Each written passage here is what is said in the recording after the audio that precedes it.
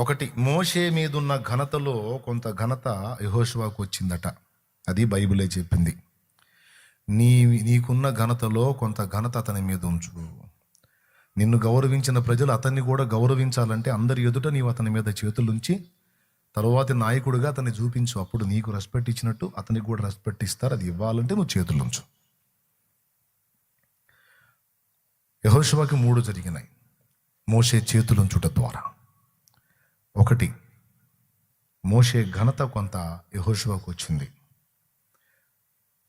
2, చేతులుంచడం ద్వారా జ్ఞానాత్మ పూర్ణుడయ్యాడు. ఎవరు చేతులుంచుట ద్వారా? మోషే చేతులుంచుట ద్వారా. 3వది, తన తరువాతి నాయకత్వం ఎక్స్పోజ్ చేయబడింది, ప్రత్యక్షపరచబడింది, ప్రజలందరికీ సూచించబడింది. ఘనత, నాయకత్వం, ఆత్మ, జ్ఞానాత్మ. మోషే హస్తనిక్షేపణం చేయటం ద్వారా ఈ 3 లభించినాయి. ఏమన్నా అర్థమైందా మీకు? హస్తనిక్షేపణం అనేటువంటి అంశం ఒకటి ఉంది బైబిల్లో, అది పునాదులలో ఒకటి. చేతులుంచుట ద్వారా ఏమేం జరిగింది?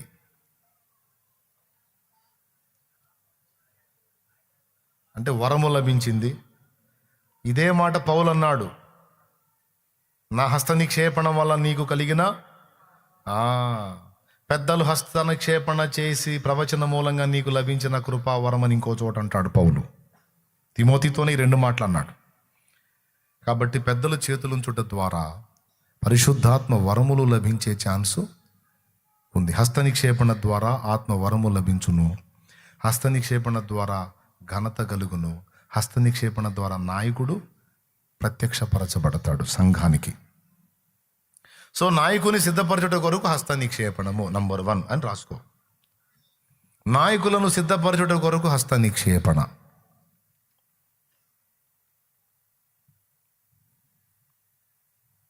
ఒకటి అయిపోయింది. 2వది, రోగుల స్వస్థత కొరకు చేతులుంచుట.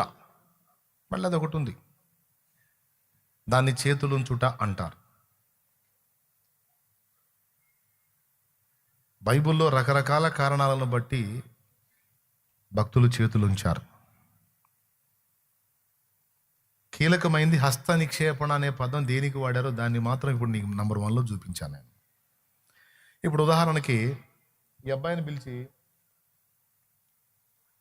నేను ఒట్టిగా చేతులుంచి ప్రార్థన చేశాను అనుకో, అతను ఏదో సమస్యలో ఉన్నాడు పరిష్కారం కోసం, లేదా బలహీనతలో ఉన్నాడు స్వస్థత కోసం అనే మీనింగ్ వస్తుంది. అట్లా కాకుండా ఇదిగో నా తరువాత, ఇదిగో ఇతనిని చూడండి, నన్ను ఎలా మీరు గౌరవిస్తారో అలాగే ఇతన్ని కూడా గౌరవించండి, నాకు మీరు ఘనత ఇచ్చారు, ఆ ఘనతలో ఇతను కూడా పాలిభాగస్తుడు, నా తర్వాత ఇతని నాయకునిగా మీ అందరికీ నేను అప్పగిస్తున్నాను అని హస్తనిక్షేపణం చేయటం అనేది ఉంది. దీన్ని హస్తనిక్షేపణ అంటారు. స్పెషల్ ఇది. అర్థమైందా? దేవునికి స్తోత్రం. అందుకే త్వరపడి ఎవని మీదనైనాను హస్తనిక్షేపణము చేయవద్దన్నాడు పౌలు. అది కూడా తిమోతికే రాశాడు. అంటే నాయకుడిగా చేతులు ఉంచటం అనేది చిన్న విషయం కాదు. అలా చేతులు ఉంచడానికి ముందు ఈ వ్యక్తిని పరీక్షించాలి. దేవుని వాక్యం పట్ల అతనుకున్న విధేయత ఎంత, నాయకుని పట్ల అతనుకున్న విధేయత ఎంత, సత్యం పట్ల అతనుకున్న రోషం ఎంత, ఆత్మల కొరకు అతనుకున్న భారం ఎంత, దేవుని పని కొరకు అతనుకున్న శ్రద్ధ ఎంత, అంతా కూడా పరిశీలించి పర్వాలేదు ఇతనికి అప్పచెప్పడం ద్వారా దేవుని పనిని సమర్థవంతంగా నెరవేరుస్తాడని నిశ్చయత కలిగినప్పుడు అతన్ని పరీక్షించిన తరువాత చేతులుంచమంటాడు. త్వరపడి ఎవని మీదనైనా హస్త నిక్షేపణము చెయ్యకుము, పరుల పాపములలో పాలివాడవై ఉండకుము. ఎవరిని పడితే వాళ్ళని నిలబెట్టేసి చేతులు ఉంచేస్తే వాడు తేడా పడితే దానికి మన ఉత్తరవాదులు.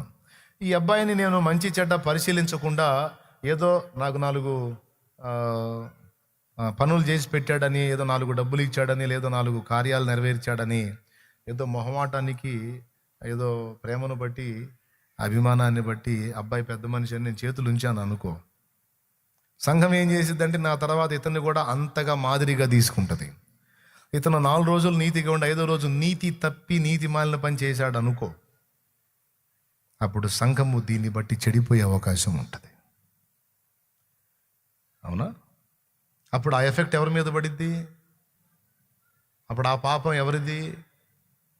ఇప్పుడు సంఘం భ్రష్టు పట్టడానికి కారణం ఎవరు?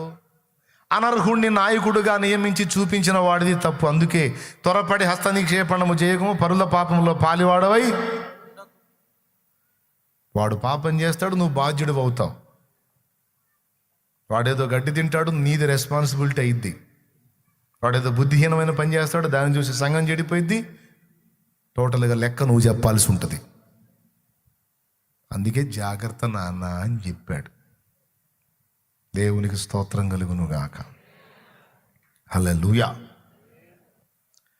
హస్త నిక్షేపణ చేసేటప్పుడు అన్నిటికంటే ముఖ్యంగా నేను వెతుక్కునేది ఏంటంటే, లోబడే మనసు ఉందా లేదా, విధేయత చూపే బుద్ధి ఉందా లేదా.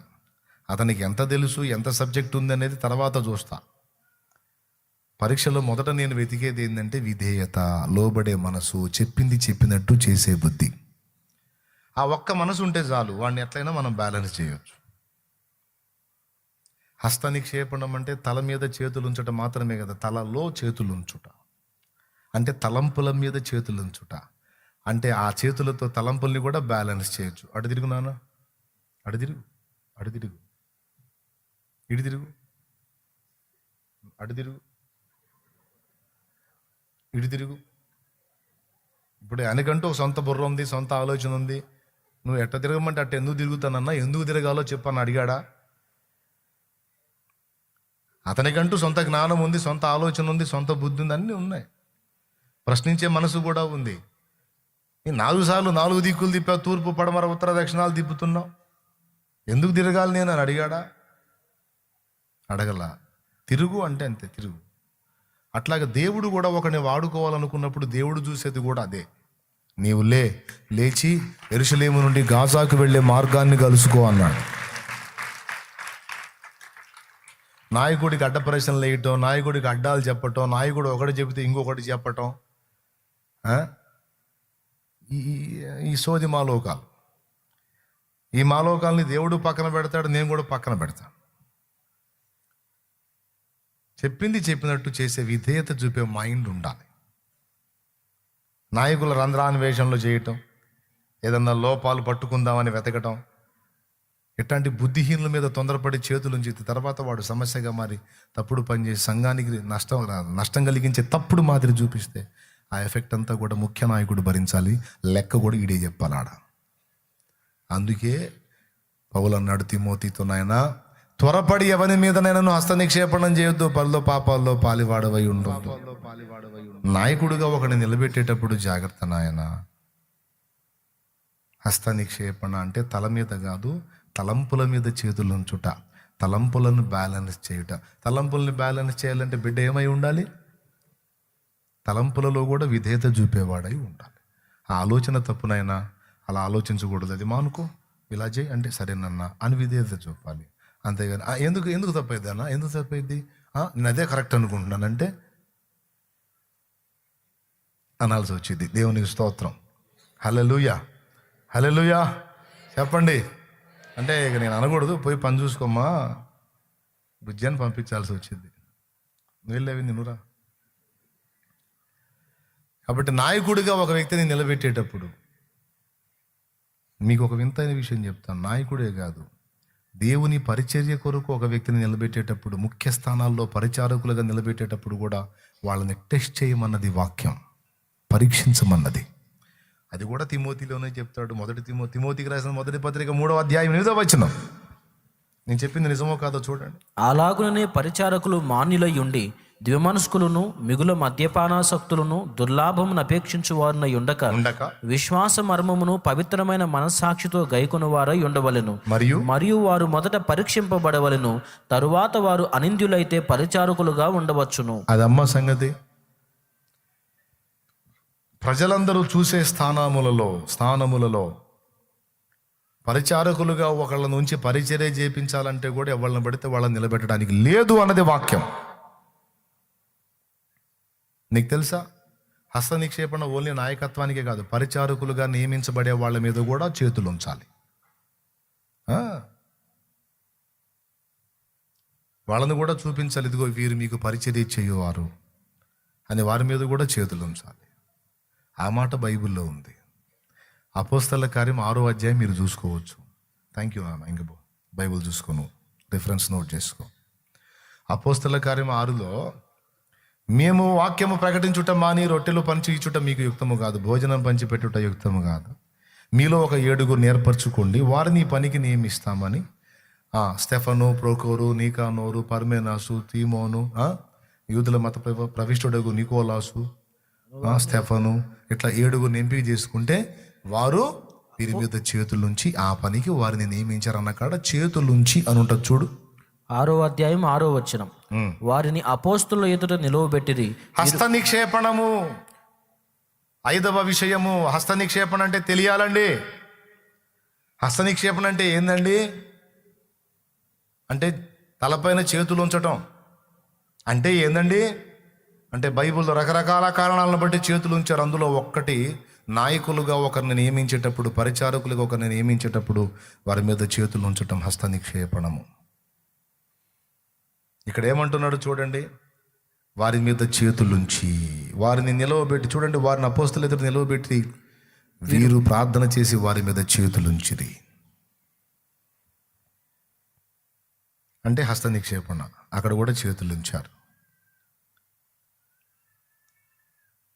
ఎందుకు? పరిచర్య, బల్ల యొద్ద పరిచర్య చేయటానికి, భోజనపు బల్ల దగ్గర పని చేయటానికి వాళ్ళ మీద చేతులు ఉంచాల్సి వచ్చిందంటే పరిచారకులకు, సేవకులకు కూడా వాళ్ళని నిలబెట్టేటప్పుడు పరీక్షించు. వాళ్ళు అనింద్యులుగా ఉంటే వాళ్ళని నాయకులుగా నిలబెట్టు, పరిచారకులుగా నిలబెట్టు. వాళ్ళు అనింద్యులుగా ఉంటే అప్పుడు చేతులుంచు. కానీ ఆసోదోళ్ళందరినీ తీసుకొచ్చి చేతులు ఉంచితే, వీళ్ళు తప్పుడు మాదిరి పనులు చేస్తే, దాన్ని బట్టి సంఘం భ్రష్టు పడితే చివరికి నువ్వు లెక్క చెప్పాల్సి వచ్చిద్దిరా జఫా అని చెప్తాడు దేవుడు నాయకులకి. దేవునికి స్తోత్రం, హల్లెలూయా. ఎందుకురా? చూసుకో, ఆవేశపడవాకు, పరిశీలించు, టెస్ట్ చేయి. వాడు పాస్ అయితే అప్పుడు నిలబెట్టు అండి. అంతేగాని బంధువుడని, బాగా క్లోజ్గా ఉంటున్నాడని, పాపం ఆశపడుతున్నాడని ఏదేదో అనుకుని చేతులు ఉంచితే వాడు చేసే దౌర్భాగ్య పనులన్నిటికీ నువ్వు ఉత్తరవాది అవుతావు. తస్మాత్ జాగ్రత్త. హస్త నిక్షేపణ అనే దాన్ని వర్ణిస్తున్నాను. మరి ఎంతమందికి అర్థమవుతుందో లేదో నాకైతే తెలియదు. మరి మహారాజుల మీ దయ. అర్థమవుతుందా ఎలారా? కనీసపు అవగాహన కలిగి ఉండాల్సిన అంశములలో ఇది ఒకటి. ఆన్లైన్ ద్వారా ఫాలో అవుతున్న వాళ్ళు కూడా జాగ్రత్తగా వినండి. ఏ పొద్దు అద్భుతాలు, స్వస్థతలు, కార్యాలు, అప్పులు తీరటాలు, రోగాలు తగ్గటాలు, ఇవన్నీ మామూలు విషయాలు. ఇవన్నీ దేవుడు ఖచ్చితంగా చేస్తాడు. కాస్త పాఠాలు నేర్చుకుందాం, దేవుని వాక్యాన్ని నేర్చుకుందాం. అందులో రుచి ఉంది. అవగాహన పొందుదాం, బలపడదాం, ఇతరులకు ప్రకటిద్దాం, మనం కూడా దిద్దుకుందాం. ఎన్ని కారణాల చేత చేతులు ఉంచారో